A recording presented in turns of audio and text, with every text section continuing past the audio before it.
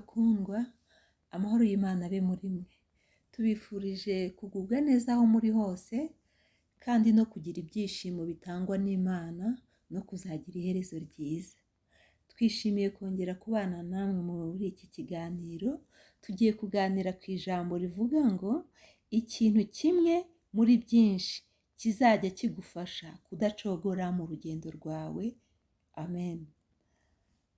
Turifashisha ijambo ryanditse muri Yohana wa mbere, ni ibice 3 umurongo wa mbere, ariko turavuga kuri A yaho cyane. Haranditswe ngo nimurebe urukundo ruhebuje Data wa twese yadukunze, rwatumye twitwa abana b'Imana, kandi niko turi. Nicyo gituma ab'isi batatumenye kuko batayimenye. Amen. Reka dusenga Imana. Data wa twese mwiza, turagushimiye cyane akanya keza k'umugisha uduhaye. Turagushimiye imbabazi zawe zituma tudashiraho. Waraturinze imyaka yose tubayeho, twagiye tubona kugira neza kwawe, twagiye tubona urukundo rwawe ibihe n'ibihe. Watugiriye neza, ubiherwe icyubahiro. Turi imbere yawe aka kanya rero, tugiye kumva icyo uvugana natwe mu ijambo. Turasabye ngo Umwuka Wera aze abane natwe, kandi umuntu wese wumva iki kiganiro ababaye umugirire neza, ufite ibibazo umubere igisubizo, uruhura imitima y'abantu, kuko ni wowe ujya uruhura abantu, ni wowe ujya uruhura indushyi, ni wowe ujya ukiza abarwayi, ni wowe utanga ibyo abana b'abantu badatanga. Uwiteka Nyiringabo, umuntu wese urebe kwifuza ku mutima we, ubundi ubimukorere. Urakoze Mana yacu kubana natwe rero, kandi ukadufasha muri byose, kandi Umwuka Wera akarushaho kudusobanura no kudufasha. Tubisabye Imana mu izina rya Yesu Kristo. Amen. Aleluya. Tugiye kuganira ku kintu kimwe muri byinshi kizajya kidufasha kudacogora mu rugendo, kikagufasha, kikamfasha, n'undi wese kikamufasha. Icyo kintu rero ni ikihe? Icyo kintu ni byinshi twavugaho, ariko tugiye kuvuga ku kantu kamwe uyu munsi, ku kintu kimwe. Icyo kintu rero nta kindi, ni ukuzirikana urukundo rw'Imana iminsi yawe yose yo kubaho kwawe. Iyo uhora wibuka urukundo rw'Imana mu minsi yawe yose, ntiwigera ucogora na rimwe. Nta muntu uhora wibuka urukundo rw'Imana, uhora yibuka ineza y'Imana, ujya ucogora na rimwe. Ntabwo bishoboka. Imana yadukunze urukundo ruryoshye rw'ukuri. Ubundi urukundo rw'ukuri mu bantu, mu bisanzwe mu bantu, urukundo rw'ukuri ntirusaba ibimenyetso bindi byinshi cyangwa ibihamya, ahubwo wowe uba ikimenyetso cy'urukundo rw'ukuri. Ku muntu wawe se, cyangwa ku bantu bawe, cyangwa se ku itorero, cyangwa se mu kazi, uba ikimenyetso cy'urukundo rw'ukuri, rutarimo uburyarya, rutarimo mbereka, rutarimo guhishahisha. Urukundo rw'ukuri rufungukiye uwo urukunda. Uba ikimenyetso rero cy'urukundo nyakuri wowe ubwawe. Uru rukundo rero, uru ni rw'Imana yadukunze, bituma itanga Yesu, kandi maze kumuduha imuduhana n'imigisha yose. Ni ukuvuga ngo imigisha y'Imana yihishe muri Kristo Yesu, kubw'urukundo rw'Imana.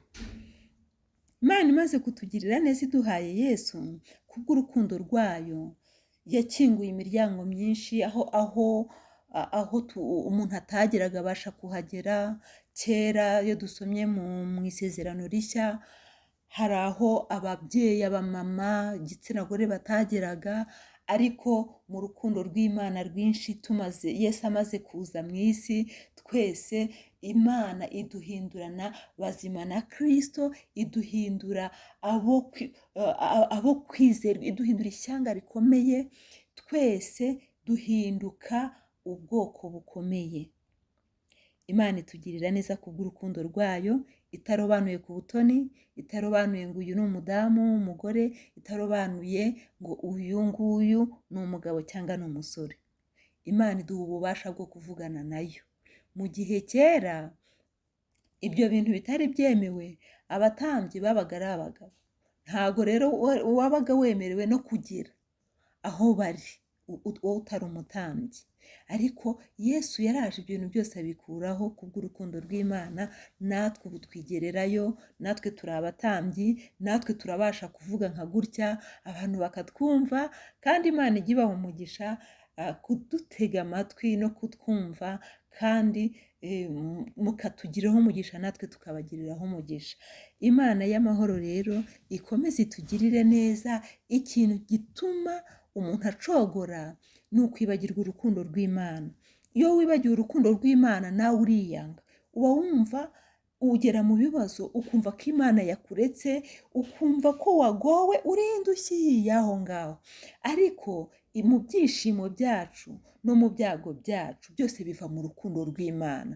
Impamvu byose biva mu rukundo rw'Imana, kereka iyo ari ibyo wowe wenyine wikururiye, kuko nkunda kubivuga, hari ibintu umuntu yikururira, hari intambara umuntu yikururira, hari ibintu bikubaho ukarwana n'ingaruka z'ibintu wowe wakoze, ari wowe wabyiteye. Ibyo rero nabyo iyo waciye bugufi ukamanika amaboko ukabwira Imana ati Imana mbabarira, Imana kuko ari umubyeyi irakugarukira, yuzuye urukundo rwinshi kandi ntabwo igira ibanura. Icyiza cy'Imana yacu niyo wagera kure gute ugatandukira, Imana yo urukundo rwayo rukugumaho ibihe n'ibihe, kandi ihora yiteguye ko ukagaruka ukayisaba imbabazi. Imana ni umubyeyi. Ikintu rero gituma umuntu adacogora ni uguhora wibuka uru rukundo. Ibintu bicogoza umuntu mu isi muri uru rugendo turimo, imibereho ya buri munsi, ni byinshi byagucogoza.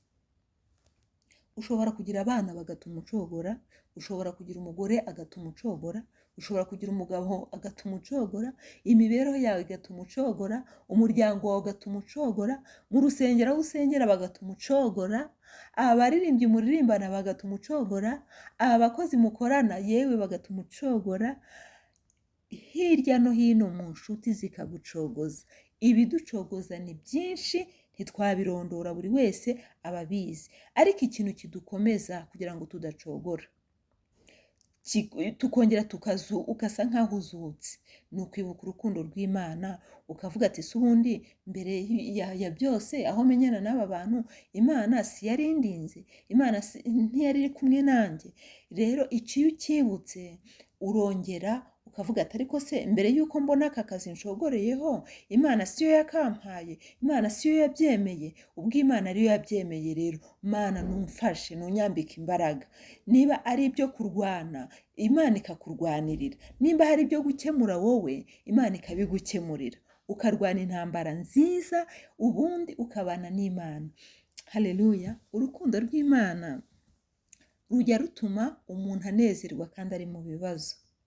Urukundo rw'Imana rujya rutuma umuntu akomera ku munsi mubi. Iminsi mibi ijya ibaho, turi mu isi, ariko urukundo rw'Imana rujya rutuma dukomera, ntiducogore. Iyo uri mu bibazo ushobora kurwara ukagera kure, cyangwa ukarwaza bikagera kure, ariko iyo uhora wibuka ko ibyo bintu byose byabayeho mu rukundo rw'Imana, nta na rimwe ucogora, ahubwo ukomeza imbere ukavuga ngo Mana, ibi nubwo bibayeho none, ariko ndabizi ko unkunda, ndabizi ko utandeka, ndabizi ko utansiga, ndabizi ko utampana. Iyo ako kantu kakurimo ntiwigera ucogora. Ntabwo abantu bakubona ngo babone wahonze mu maso, ntabwo bakubona ngo babone cyangwa bumva ngo byacitse, byayoberanye. Hoya, uhora wiringiye Imana ukavuga ngo nibi ngibi Imana yemeye ko bingeraho, n'izi ntambara Imana yemeye ko nzirwana. Kandi Imana ni nziza. Amakuba n'ibyago by'umukiranutsi ni byinshi, ariko Imana ijya imukiza muri byose. Bivuze ngo amakuba n'ibyago biba bihari, ariko Imana ijya iturinda muri byose kandi ikatubera amaso, igakuraho ibyica, igasigaza ibituma turwana kandi tukarwana intambara nziza. Imana ntiyakureka. Nubwo ujya wicara ukabona Imana yarakuretse burundu, ukabona yarakuretse byararangiye, yewe bikagera n'aho wirwanirira ukajya kure, hahandi wumva ufite n'isoni, ukavuga ati ariko se ubu koko noneho Imana yanyakira, ubu byashoboka. Ariko twasomye ijambo rivuga ngo nimurebe urukundo ruhebuje Data wa twese yadukunze. Ujye wicara utekereze kuri urwo rukundo Imana yagukunze, ruhebuje byose byose byose, kuko urukundo umwanditsi w'indirimbo za Salomo yaravuze ngo urukundo ngo rw'ukuri, ngo inzuzi zuzuye ntago zishobora kurenga urwo rukundo. Urwo rukundo ni rw'Imana ikureberamo, niyo wagenda ukavetera ukajya kure, hehe, uri umunyamahirwe kubera ko ugihumeka kandi ukanabitekereza. Nubitekerezaho rero ukagaruka mu murongo, uhumure, uri umwana mu rugo. Umwana w'ikirara, izo nkuru turazizi nazo ziba muri Bibiliya. Umwana w'ikirara yasabye umugabane we, aragenda, yasabye umugabane we, navuga ngo ubwo se ni umugabane we cyangwa umunani we, abwira papa we, aramubwira ati njyewe n'umugabane wanjye nigendere gukora ibyo nshaka. Papa we amuha umugabane, wa mwana aragenda, amaze kugenda afata wa mugabane we, araya ajya mu bibi, ajya mbese arasayisha, akora ibyaha, kandi ibyaha bijya bimaraho umuntu ubutunzi. Noneho ubwo uwo mwana amaze kubimara birangiye, abura ikintu kizamusubiza iwabo, arakena burundu, kugeza ubwo yagiye gusaba akazi ahantu bororaga ingurube nyinshi, akajya aragira ingurube. Aho hantu yaragiraga ingurube ntabwo bamuhaga ibyo kurya, yajyaga asangira n'izo ngurube. Ariko amaze guhaga yibuka urukundo rw'iwabo, noneho umva ko yatekereje urukundo rw'ababyeyi atari urukundo rw'Imana. Yongera aravuga ati ariko iwacu kwa data bararya bagasigaza, niki cyatuma mbaho nabi ngasangira n'ingurube kandi iwacu kwa data barya bagasigaza? Haleluya! Uyu mwana yisubiramo, arongera aritekereza, arongera yigirira icyizere. Iyo umuntu ahora yibuka urukundo rw'Imana, ahora yumva ari umuntu w'agaciro, ahora avuga ngo nubwo ibi biriho none ariko ejo nzaba meze neza, ahorana icyizere, ahorana ibyiringiro bitarangira, ahora yumva afite kunesha, ahora yumva ari umutsinzi, ahora yumva ari umuntu ukomeye. Nubwo yaba asuzuguritse uyu munsi, ariko ahora avuga ngo ejo ni heza, kubera kwibuka urukundo rw'Imana. Ndakwinginze inshuti yanjye, ndakwinginze mukundwa, ndakwinginze wowe wumva ko Imana yakuretse, ongera wibuke urukundo rw'Imana. Bizatuma ugaruka mu murongo, bizatuma utazongera gucogora na rimwe, niyo waba ufite ibibazo birenze ibyo abantu batekereza. Ibyo bibazo uko byaba bimeze kose, nta kibazo na kimwe kirenga imbaraga z'Imana. Iyo wibutse urukundo rw'Imana, Imana irakubwira ngo mwana wanjye komera, ntutinye, ndi kumwe nawe, nzabana nawe. Iryo humure rikaguhoraho iyo uhora wibuka urukundo rw'Imana. Wa mwana rero amaze kwisubiramo, yagarutse iwabo ngo bakimubona bamuremeye ibirori, barishima. Uko niko Imana ijya yishimira umwana wayo wongeye kwibuka urukundo rwayo, akava hari igihe umuntu aba mu bimuriza, akaba mu bintu bimutesha agaciro, kandi mu Mana nta muntu ujya uta agaciro. Iyo uri mu Mana, uri mu rukundo rw'Imana, ntushobora guta agaciro. Umwana yaragarutse, bamuremera ibirori, iwabo barishima. Nawe garuka wibuke urukundo rw'Imana, ibyagucogozaga ntibizongera kugucogoza ukundi. Ikintu kizajya gituma udacogora, ujye uhora wibuka ineza y'Imana, ujye uhora wibuka urukundo rw'Imana, ujye wibuka ko no kuba uriho ari ubuntu bw'Imana, ujye wibuka ko n'ibyo ufite ari urukundo rw'Imana. Ntukiyumve. Iyo umuntu yiyumva kumva ari umuntu akomeye, haza ibimucisha bugufi agakorwa n'isoni. Ariko iyo umuntu ahora yumva ni Imana yanteje intambwe, ni Imana yampaye ibi, ni Imana yakoze ibi mu rukundo rw'Imana, kandi iby'Imana yaguhaye ntukabiceceke, ujye utanga ubuhamya, uvuge mu bandi iby'Imana yagukoreye, bijye bituma nabo bagira ibyiringiro, ujye utanga ubwo buhamya, usohora ayo mashimwe, abantu bamenye ko Imana igira neza.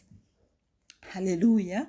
Urukundo rw'Imana nirwo rutubeshaho, nirwo rutuma dukomera, nirwo rutuma gushyika n'uyu munsi uri uwo uri we, nanjye ndi uwo ndi we.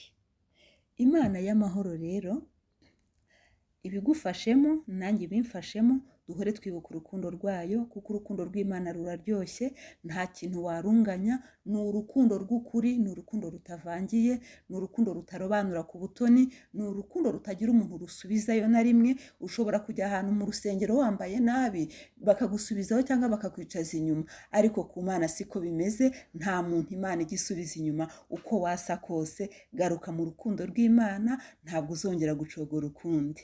Imana y'amahoro ibaha umugisha, kandi ukuboko kwiza kw'Imana ukomeze kubana natwe muri iyi minsi mike isigaye, kugira ngo umwaka urangire, umwuka wera abanezeze. Amen.